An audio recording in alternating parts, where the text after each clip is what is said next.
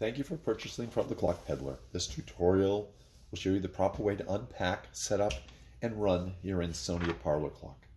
When you receive the clock, it will be wrapped in bubble wrap along with the pendulum and key, which will be wrapped individually in an envelope. Carefully unwrap without tugging or pulling and remove all extra material. The pendulum rod will be disabled with a rubber band and a thumbtack, which are removed from inside. Just take the thumbtack out and take the rubber band off. The pendulum hangs from a little hook that's right behind the dial, like that. It is an 8-day clock, so you're going to wind it once a week. The right-hand side is the time, and it winds counterclockwise. You will receive the clock fully wound. So I'm just going to wind it up full.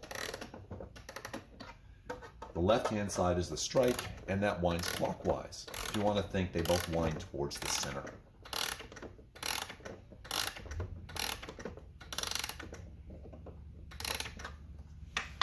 Set the hands by going clockwise with the minute hand.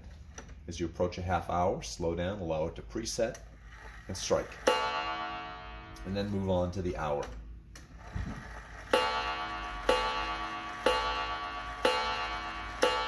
Do that until you reach the correct time. Once you get to the correct time, just start the pendulum, just like that.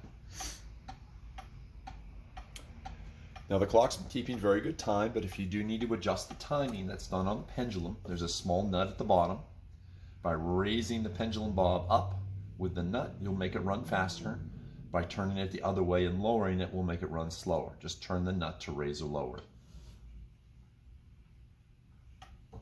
As far as maintenance goes, the clock should be seen by a clock professional every 2 to 3 years, just for lubrication.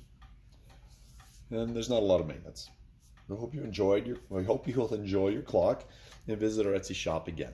Thank you.